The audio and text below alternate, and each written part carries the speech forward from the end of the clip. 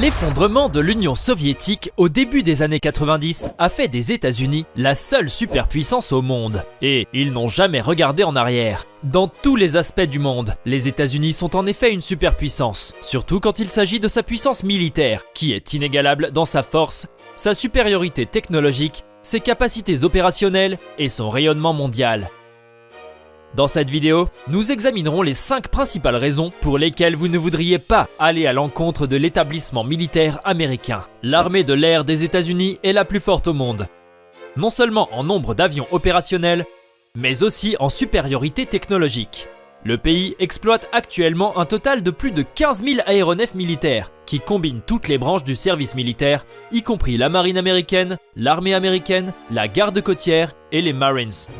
En 2017, l'US Air Force disposait à elle seule d'une flotte de plus de 5300 avions, 406 missiles balistiques intercontinentaux et 170 satellites militaires, soit plus que tout autre pays au monde.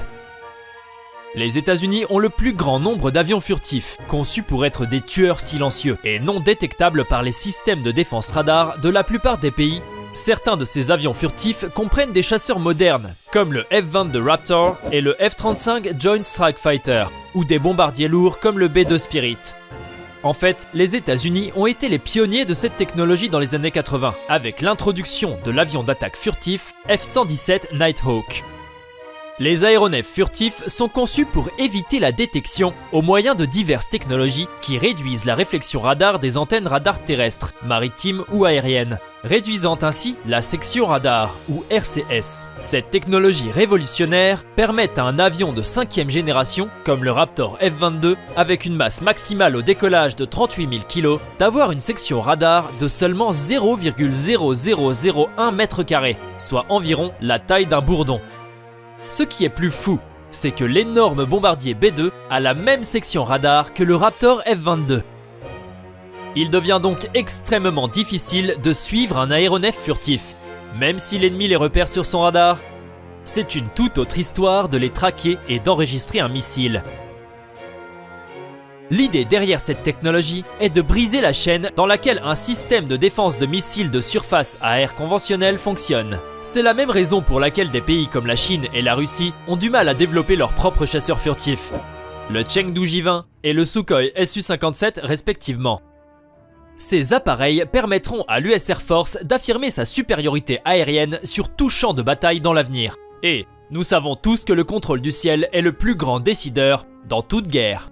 La prochaine raison pour laquelle tout pays qui part en guerre avec l'armée américaine devrait y réfléchir à 2 fois est la force de la marine américaine et de sa domination sur les océans, en particulier les supercarriers de la Navy. L'US Navy exploite actuellement 11 supercarriers nucléaires de classe Nimitz, qui est la plus grande flotte de porte-avions au monde. La seule marine qui peut se rapprocher en termes de progrès technologiques est probablement la Royal Navy britannique, mais ils n'ont que 2 porte-avions opérationnels. Les transporteurs de la classe Nimitz ont un déplacement de plus de 100 000 tonnes et peuvent transporter jusqu'à 70 avions. C'est littéralement une petite ville flottante dans l'océan avec son propre aéroport. Les porte-avions de classe Nimitz sont eux-mêmes des armes offensives extrêmement puissantes. Mais la façon dont ils opèrent, dans ce qu'on appelle les groupes de frappe de porte-avions, rend ces navires encore plus mortels. Un transporteur se déploie rarement seul, il y a toujours une flotte de ressources de surface et sous-marines autour d'eux, formant un groupe de frappe. Il s'agit notamment de croiseurs de missiles guidés, d'un escadron de destroyers, de sous-marins d'attaque et d'autres navires de soutien. Ensemble, ils projettent la puissance du porte-avions au centre du groupe vers l'ennemi. Pendant que le transporteur exerce son rôle offensif au moyen de son escadre, les autres navires sont responsables de protéger ses flancs contre toute attaque ennemie. Cette combinaison de stratégie offensive et défensive rend le groupe de porte-avions américain presque impénétrable. La marine des États-Unis maintient 9 de ces groupes de porte-avions, dont 8 sont basés aux États-Unis et 1 est déployé au Japon. Depuis plus de 50 ans, c'est l'élément principal de la projection de puissance US, et la classe Nimitz des supercarriers est au centre de tout cela. Malgré ça, les États-Unis sont actuellement en train de développer une nouvelle classe de transporteurs appelée la classe Gerald R. Ford, destinée à remplacer les navires de la classe Nimitz. Ce nouveau supermoteur sera encore plus avancé sur le plan technologique. et devrait continuer à dominer les océans jusqu'à la fin du XXIe siècle. La troisième raison pour laquelle vous ne devriez pas combattre l'armée américaine est leur énorme stock de missiles balistiques intercontinentaux, ou ICBM nucléaires et conventionnels. L'ICBM joue le rôle de l'étape terrestre dans la triade nucléaire américaine, avec le missile balistique lancé par le sous-marin Trident, SLBM, et les ogives nucléaires embarquées sur des bombardiers stratégiques à longue portée. Les missiles ICBM sont lancés à partir de silos de missiles basés au sol, réalisant un vol spatial sous-orbitaire élevé à environ 1600 km au-dessus de la surface de la Terre. Le corps du missile se sépare alors de la tête nucléaire qui réentre dans l'atmosphère et tombe librement sur la cible assignée à des vitesses hypersoniques. L'armée américaine exploite actuellement 400 ICBM à partir de ses bases du Wyoming, du Montana et du Dakota du Nord. Le LGM-30J Minuteman III est le seul type de ICBM actuellement en service aux États-Unis.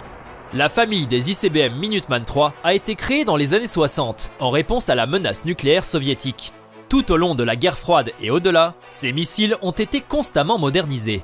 Au cours de la seule dernière décennie, l'armée américaine a entrepris des améliorations d'une valeur de 7 milliards de dollars. Les moteurs de propulsion des fusées, les agents propulsifs utilisés, le système de guidage et même les gouvernes ont tous été remis à neuf.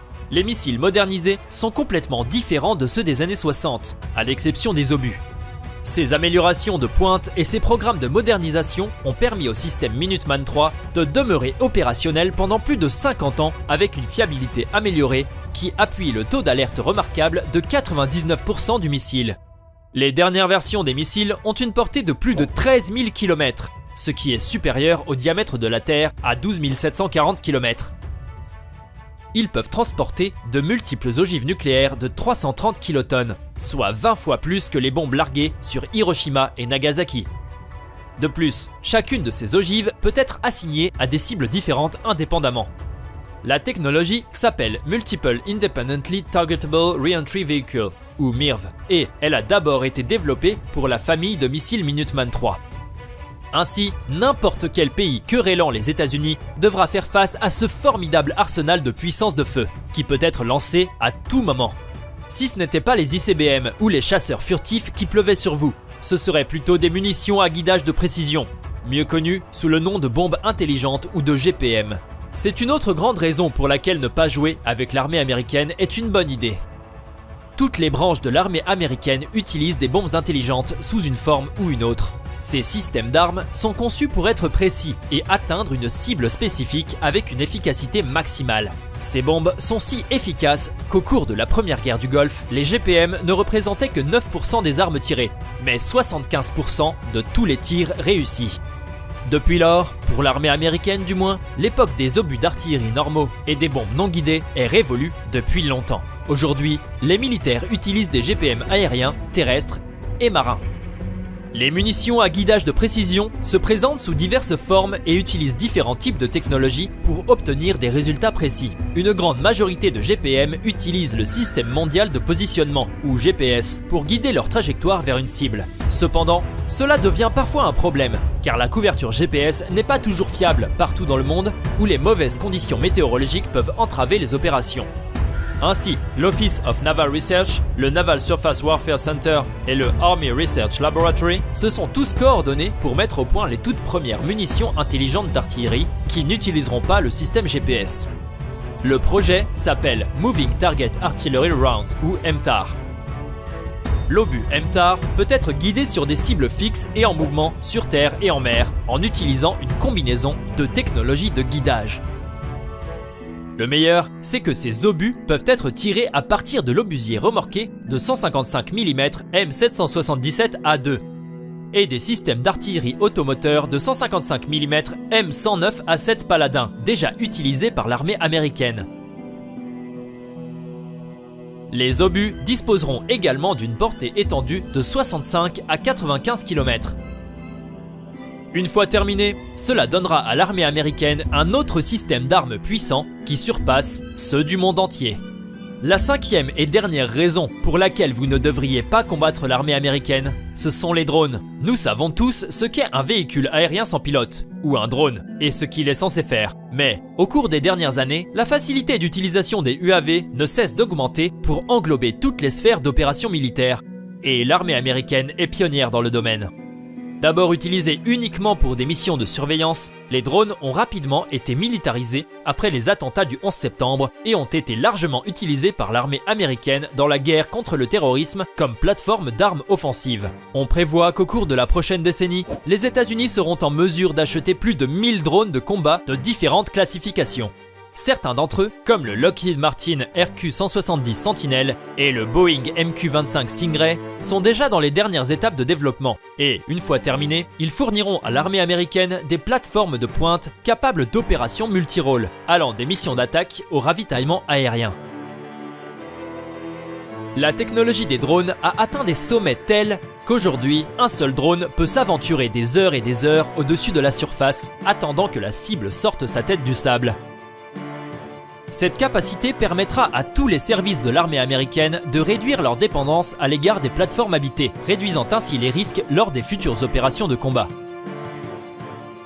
Ces 5 systèmes d'armes rendent l'armée américaine extrêmement dangereuse pour tout adversaire qui cherche à entrer en conflit avec elle. Dans un contexte de guerre conventionnelle, il est presque impossible de battre la machine militaire américaine. C'est pourquoi les ennemis modernes des États-Unis emploient de plus en plus de stratégies de guerre asymétriques contre les puissants militaires américains. Malgré cela, le géant militaire américain est de loin le complexe militaire le plus puissant au monde aujourd'hui et le sera probablement dans les décennies à venir. C'est tout ce qu'on a pour vous aujourd'hui. Merci d'être resté jusqu'à la fin. Si vous avez aimé la vidéo et que vous voulez rester à jour sur les trucs militaires cool, alors cliquez sur le bouton d'abonnement ainsi que sur la cloche de notification et vous serez le premier à savoir la prochaine fois que nous publions une vidéo. Merci d'avoir regardé.